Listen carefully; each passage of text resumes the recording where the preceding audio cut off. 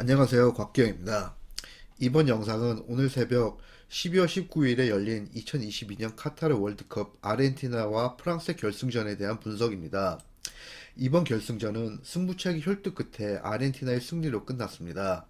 보통 월드컵 결승전은 짧은 시간 내에 많은 경기를 치러야 하기 때문에 한쪽이 일반적인 경기나 체력이 떨어진 양팀이 모두 무기력한 경기를 보이는 경우가 많았는데 이번은 아니었습니다. 전반에 아르헨티나가 압도했지만 후반부터는 한순간도 놓지 못할 정도로 박빙의 승부였습니다. 오히려 영장전 120분까지 끝난 후에도 10분 정도만 더 했으면 하는 정도로의 명승부였습니다. 우선 양팀 선발 라인업부터 살펴보겠습니다. 프랑스는 결승전까지 계속 보여준 4-2-3-1의 선발 라인업을 유지했습니다. 4강전에서 결장했던 중앙 수비수 우파메카노가 복귀했고 나머지 선수들은 심광부터 계속 출전했던 선수들입니다. 반면 아르헨티나 리오넬 스칼로니 감독은 이전 경기들과 마찬가지로 따로 맞춤형 전술을 들고 나왔습니다. 우선 16강전 이후 처음으로 좌우 측면 공격수를 둔 4-3-3 형태를 준비했습니다. 특히 눈여겨볼 부분은 조별리그 이후 출전 기회를 잡지 못한 디마리아를 과감하게 선발 출전시킨 것입니다. 그것도 조별리그에서는 오른쪽 공격수로 활용했었는데 프랑스전에는 왼쪽 측면 공격수를 기용했습니다.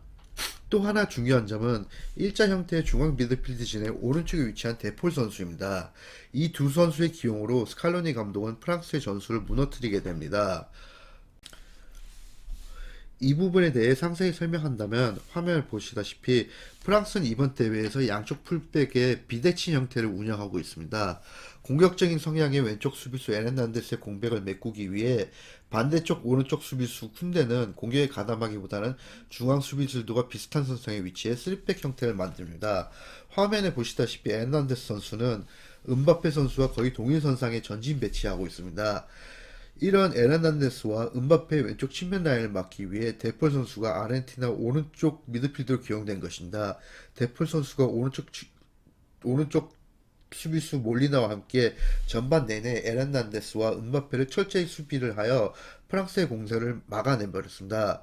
프랑스는 4강전까지 6경기에서 이 왼쪽 측면에서 시작된 공격으로 총 7골을 만들어냈습니다. 스칼로니 감독이 들고 나온 두 번째 맞춤형 전술은 디마리아 선수의 왼쪽 측면 기용입니다.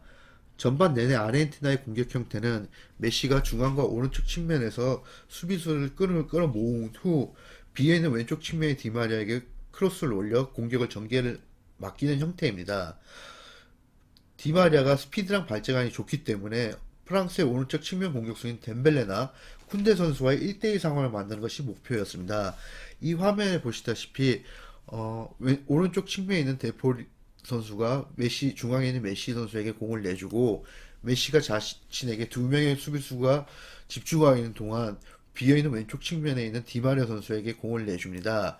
이렇게 크로스를 받는 디마리아 선수가 앞에 보시다시피 쿤데 선수와 1대1 상황을 만들어가지고 이 상황에서 어떻게든 공격 찬스를 만드는 것이 아르헨티나의 목표였습니다. 이번 경우에는 그 공격이 실패했지만 아르헨티나 첫 번째 골이 나오는 상황은 이런 디마리아의 공격 형태가 정확하게 성공하는 그 상황입니다. 결국 이러한 공격 형태는 전반 20분에 성공을 거두게 됩니다. 페르난데스 선수의 패스에서 시작됐습니다.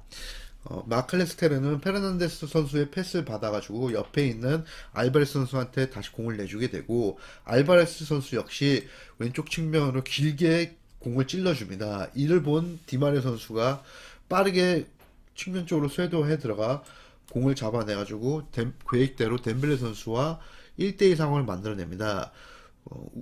프랑스 우측 공격수인 덴벨레 선수가 아무래도 공격수이다 보니까 수비에 좀 약한 모습을 보이고 이를 이용한 디마레 선수가 한 방의 페인트를 통해 덴벨레 선수를 제치고 골문 쪽으로 드리블 돌파를 시도하게 됩니다.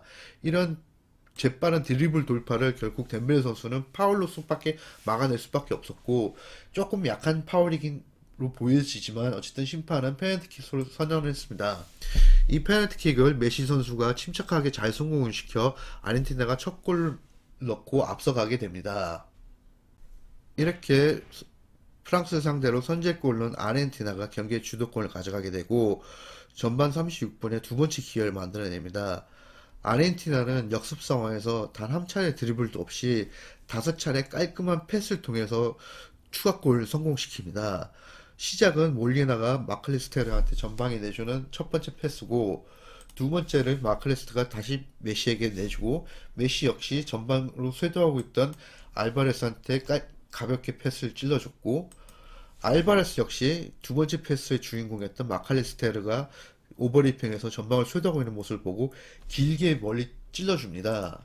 그리고 빠르게 쇄도한 마칼리스테르는 페널티에리어 부근까지 와서 공을 잡게 되고, 지체 없이 쇄도하고 있던 디마레를 향해 다시 한번 재차 찔러줍니다. 그리고 디마리아 선수는 깔끔한 왼발 슈팅으로 두 번째 골을 가볍게 성공을 시켜냅니다. 이렇게 프랑스는 전반에만 아르헨티나한테 두 골을 내주며 무기력하게 끌려다녔습니다. 단 한 차례 슈팅 기회조차도 만들어내지 못했습니다. 결국 프랑스 데샹 감독은 전반 41분에 과감하게 교체 카드를 꺼내듭니다. 바로 전혀 활약을 못한 지루와 덴벨레 선수를 빼고 콜로 무아니 선수와 튀랑 선수를 투입을 시킵니다. 단순히 투입뿐만 아니라 이제 위치까지도 변경을 시킵니다.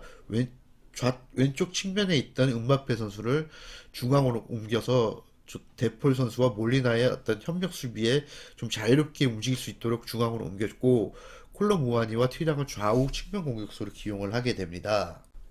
이렇게 전반에 빠른 교체 카드를 투입을 했던 프랑스는 후반 들어서 그 위력이 발휘하기 시작합니다.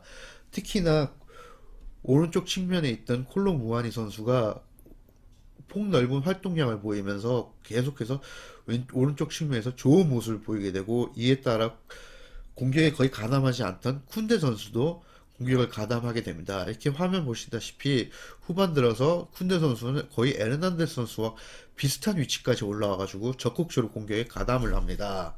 콜로 아모니와 쿤데 선수가 오른쪽 측면에서 계속 위협적인 모습을 보이자 그 맞대응으로 스칼로니 감독은 후반 19분에 교체 카드를 단행합니다. 전반 내내 많이 뛰어 체력이 떨어지기 시작한 디마리아 선수 대신에 왼쪽 수비수가 본업인 아쿠냐 선수를 투입합니다. 스칼로니 감독은 대회 내내 적재적소에 맞는 선수 교체를 성공적으로 이뤄낸 감독이었는데, 이번 교체는 패착으로 보여집니다. 콜로 아모니 선수를 막기 위해서 아쿠냐 선수의 수비를 믿고 투입을 한 것이지만, 정작 공격에서는 아쿠냐 선수가 큰 위력을 발휘하지 못해 전반 내내 재미를 봤던 왼쪽 공격 루트가 막혀 버립니다. 이에 맞서 결국은 공수 밸런스가 조금씩 무너지기 시작하면서 아르헨티나는 프랑스에게 공격 주도권을 내주기 시작하게 됐습니다. 이렇게 경기의 주도권을 가져가게 된 프랑스는 또 한 번 교체 카드를 꺼내듭니다. 데샹 감독은 체력이 떨어진 에르난데스와 그리즈만 대신에 카바빙가와 코망을 투입합니다. 이 선수 교체를 뿐만 아니라 대대적인 전술 변화도 줍니다. 콜로 아무니를 왼쪽으로 측면을 옮기고 왼쪽 측면에 있던 튀랑을 음바페와 투톱을 이루게 하여 코망 선수가 오른쪽 측면을 쓰는 4-4-2 형태로 변하게 됩니다. 특히 공격이 4명이나 되는 형태였습니다. 이런 두 번째 교체를 통한 대대적인 변화는 후반 30분에 돼서야 그 결실을 이룹니다. 시작은 음바페였습니다. 음바페 선수가 전방을 쇄도하던 콜로 무아니의 머리를 향해 크로스를 올려줍니다. 오다메티 선수와 공중볼 공합을 하던 콜로 무아니 선수는 헤딩에서 승리를 하여 전방 앞으로 공을 떨구게 되고, 떨궈진 공을 향해 콜로 무아니 선수가 질주하게 됩니다. 결국 오다메티 선수는 뒤에서 밀 수밖에 없었고, 이 파울을 통해 프랑스는 페널티킥을 얻어내게 됩니다. 키커로 나선 음바페 선수가 침착하게 성공을 시켜 추격골을 드디어 성공을 시킵니다. 이렇게 해서 기세가 오른 프랑스는 1분도 안 돼서 바로 동점골을 만들어냅니다. 이 역시 음바페 선수가 만들어냅니다. 중원에서 라비오 선수가 전방에 있던 음바페 선수한테 크로스를 올리게 되고, 크로스를 받은 음바페가 뒤에 있는 튀랑 선수에게 공을 내주고 곧바로 전방으로 쇄도에 들어갑니다.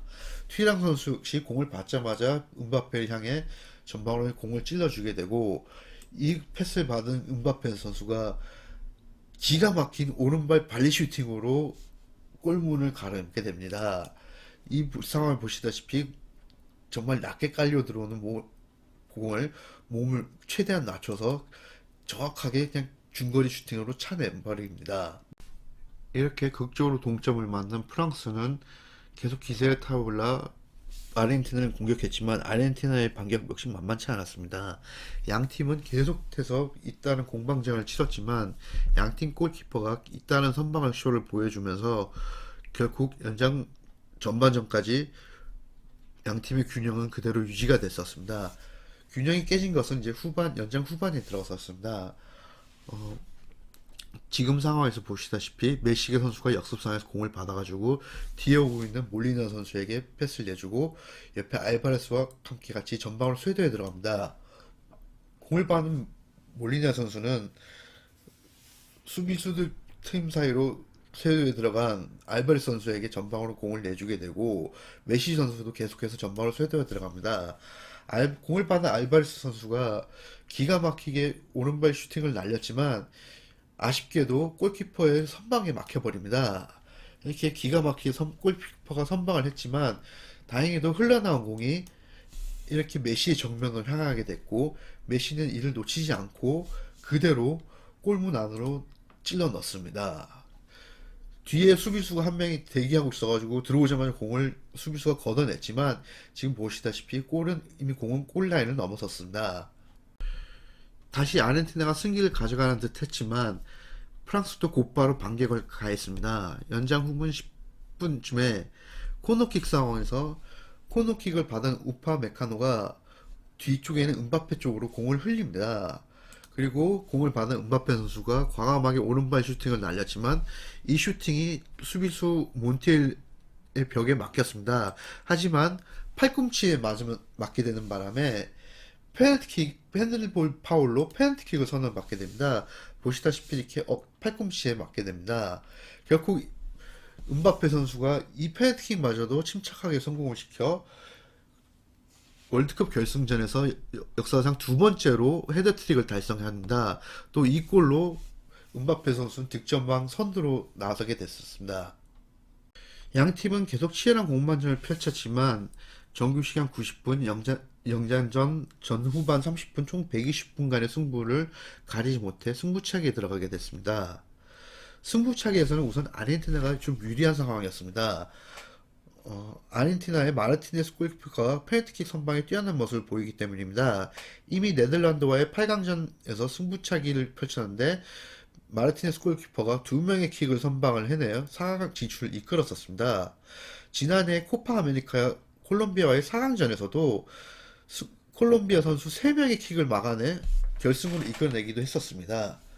또한 아르헨티나의 또 유리한 점은 주심의 동전 던지기를 통해 승부차기 장소가 가려졌는데 운 좋게도 이게 아르헨티나 서포터들이 문집해 있는 쪽으로 승부차기 장소가 결정이 돼 버렸습니다.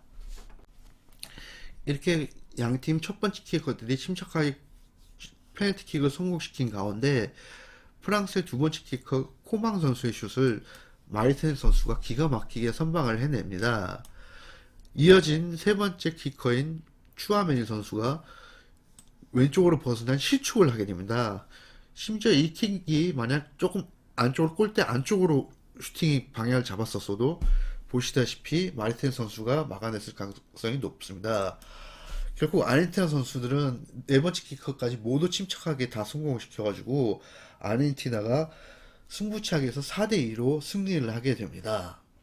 이렇게 메시는 조국 아르헨티나에 36년 만에 우승 트로피를 선사했습니다. 또한 메시는 20년 만에 남미 대륙에 우승 트로피를 가져오게 됐습니다. 2002년 브라질이 월드컵에서 우승한 이후로 20년간 남미 대륙이 우승을 하지 못했었습니다.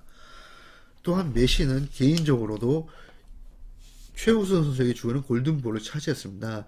아쉽게도 득점왕인 골든부트는 이날 헤드트릭을 달성한 음바페 선수한테 넘겨줄 수밖에 없었습니다. 한편 메시는 이번 대회를 통해 각종 월드컵 기록을 달성했습니다. 이번 결승전 출전으로 총 5개 대회에서 26경기 출전해 기존 독일의 마테우스 선수가 보유하고 있던 최다 출전 기록 25경기를 경신했습니다. 또한 이탈리아의 파올로 말디니가 세웠던 2217분을 넘어 총 2314분의 출전 시간을 기록하여 역대 최다 출전 기록도 세웠습니다. 득점은 총 13골로 통산 4위에 올랐지만 1966년부터 집계된 도움과 골을 합산하는 공격 포인트에서는 13골 8도움에 21 공격 포인트, 이 부분 역대 최다 기록을 세웠습니다. 또한 개인적으로도 메시는 발롱도르 등 유로피안 골든슈, 피파 월드 골든볼 등 각종 개인 수상도 다 했고, 국가대표팀으로서도 20세 월드컵, 올림픽 금메달, 코파 아메리카, 피파 월드컵 거의 모든 대표팀 대회를 다 우승을 차지한 게 다름없습니다. 프로팀으로서도 라리가 10회, 리그왕 1회, 유에파 챔피언스 4회 등 프로팀으로서 모든 기록을 다 달성을 했습니다. 특히나 메시는 월드컵, 올림픽, 유에파 챔피언스 리그, 그리고 발롱도르까지 수상한 사관왕입니다. 이는 단 한 명도 없었던 사관왕입니다. 기존의 올림픽을 제외하고 월드컵, 유에파 챔피언스 리그, 발롱도르 수상을 3관을 했던 선수는 총 8명 있었지만 이렇게 사관왕은 메시가 홀로밖에 없었습니다. 이렇게 아르헨티나의 우승과 함께 메시의 축구왕제 대관식을 기념하면서 이번 영상을 마치겠습니다. 좋아요와 구독을 눌러주시면 감사하겠습니다. 더 좋은 영상으로 다시 찾아뵙도록 하겠습니다.